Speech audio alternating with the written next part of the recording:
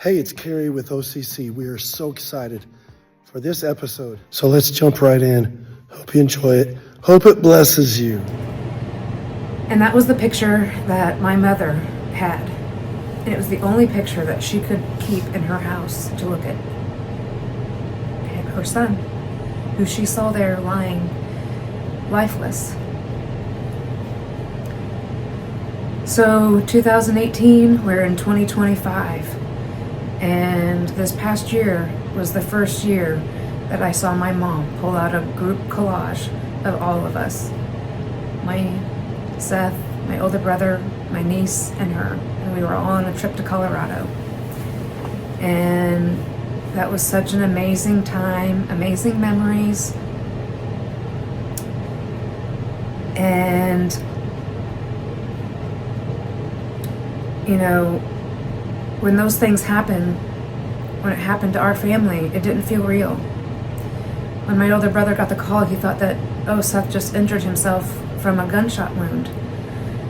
And when I called him, it was just heartbreaking to hear him on the other end with the realization that our brother was gone from this earth, that he had left this life and he was truly gone forever. And that's how it felt. Like I was never going to feel a piece of him within me ever again, of happiness. And I was angry. I was angry at Seth. I was angry that he could do this to our family, that he could leave us with the pieces and try to pick up life. Because at that moment, life ended for me. I felt it didn't end for me, but in my heart and in my mind, what was I going to do without my best friend? And so I had to keep myself together. I pulled it together. I managed to plan the funeral and bring all the pieces of the puzzle together for my family because nobody else had the availability to make all of that happen. I'm a registered nurse. I've worked in hospice care, and I know the steps that need to happen when death occurs. But you never think that you're going to have to handle those situations at an early age. And I was in go mode and numb mode for 2 weeks, getting this together and ready for us to be able to lay him to rest in peace. And when I spoke at Seth's funeral, not one tear shed from my eyes that day. Why? Because I was lifeless. I had no feelings. I felt fear for myself and for my family as to what's next.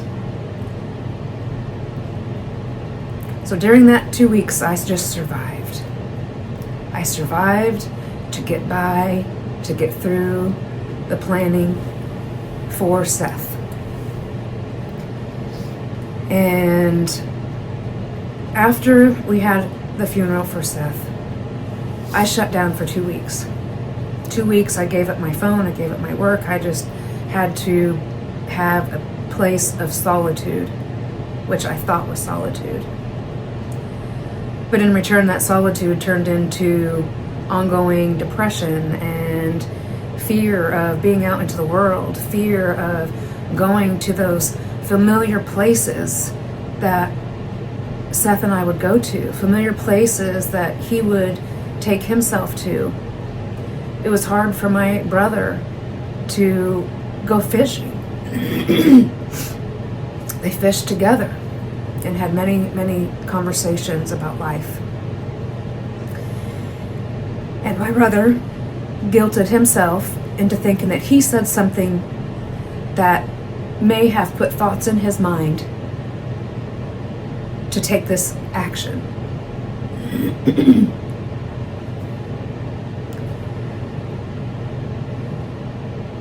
And we came together as a family. We helped each other. We supported each other. But we supported each other in togetherness without conversation, because conversations were hard. My mom didn't want to talk about Seth. She didn't want to talk about the problems. She didn't want to talk about the event in that day. And my mom didn't want to go to a support group. She didn't want to talk to anybody. She grew up very old school, and you just kept that stuff to yourself, and you just persevered and you moved on. And so I've learned my strength through my mom. My mom is one of the strongest ladies that I know, and she helped me fight in life. She showed me the things that you needed to do to be successful and to accomplish. Even though my mom didn't accomplish what she wanted to, the one thing that she did accomplish is she was a mom. She took care of us. And she sacrificed whatever she needed so we could have what we needed. And sometimes what we wanted. So I look up to my mom, and she is a beautiful soul. And Seth got her beautiful soul by helping people and doing things for people, even though there wasn't very many people that helped Seth in this world, instead took advantage of him.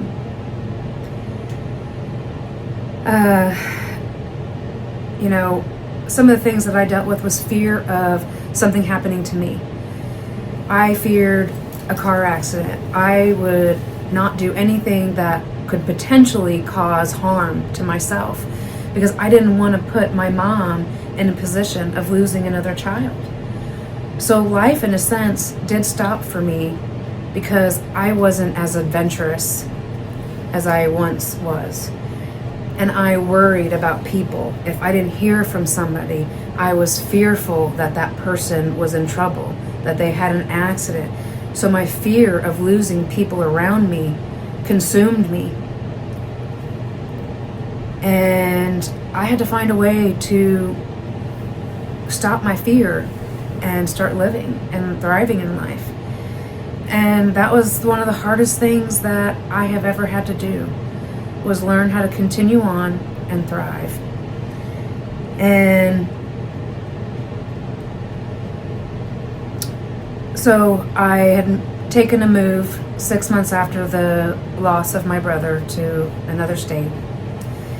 And then I had no one. I had nobody to support me. I did not have any family. I just had my husband. And he worked a full-time job, and he was gone for 10 hours a day, went on work trips. And so I was lonely. And I isolated, and I ate my feelings, whether it was a cupcake or 2 or 3. That's what I did for my comfort.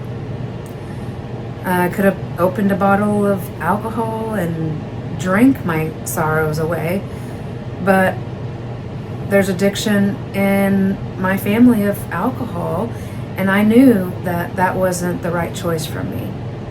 And another strong lady in my life was my grandmother, and she would tell me, now you know that's not the way of life, Rachel.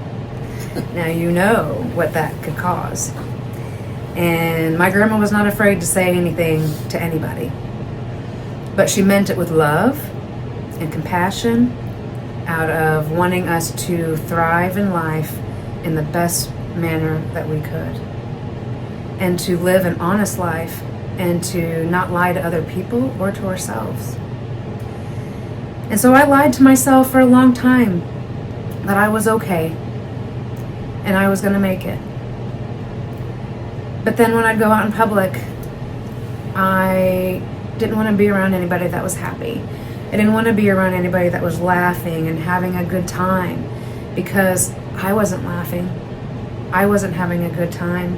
Inside I was suffering and still not surviving very well. And so I decided that I needed to get some help, and I reached out to therapy, and I tried to find ways to heal my heart. And one of the things that I found that healed and helped me the most was going to group therapy. I saw that there was a group where I lived at a church, and it took me probably 2 months or more to make the move, to decide, okay, get out there and do it, Rachel. If you don't like it, you don't have to go back. And I will tell you that that was one of the best things that I'd ever did, was to go to group, to be around people who had experienced what I had experienced, but had more of a longevity of healing in their stories. And hearing their stories, grandmas, moms, sisters, dads, brothers, it gave me hope. It gave me hope that I can be on the other side right along with these individuals. It made me feel and confirm that the thoughts that were rolling in my mind were normal thoughts. Because when I would think about some of these things, I just thought, why? Why are you thinking about that? You know, the guilt I had to be happy was overwhelming, because I didn't think I deserved to be happy, because I didn't have my brother here. He wasn't happy. He didn't get to be here to be happy with me. Every trip I would take, I would feel guilty and sad, and I couldn't fully enjoy myself because I knew that Seth wasn't there to enjoy it with us, and he would never be able to enjoy a vacation ever again. And so being around people and listening to their stories, and a sad story that I thought, wow, if I could only have that be my problem, I would be great. But that's not right for me in that thought process. That was me being angry and just jealous of the fact that these people could be happy and I'm suffering. But I didn't want to share my suffering, because my suffering wasn't anybody else's business, because I didn't want them to suffer. But going to that group and talking to everybody made me realize that more people suffer with grieving, and not just death by suicide, but people grieve still 20 years past the loss of a loved one, whether that's to cancer or a car accident, and it's the unknown. The unknown is so hard because you don't have closure. And closure is something that we need. We want it. But we have to find a way to bring ourselves the closure in order for us to start healing. And that's important. And so my closure, my healing, was the group, and losing my fear of judgment with my story, because I felt I was going to be judged because of the way my brother left this world, because there is a lot of judgment placed on that form of leaving this world. And I will tell you that I did a lot of searching in the Bible and praying, and one thing that I realized is that nowhere in the Bible does it say that you're not going to be saved or go to heaven because you took your life. If you are a child of God, you will not be plucked from His hands. No matter what you do, you have accepted Him. He has forgiven you, and He's going to take you home.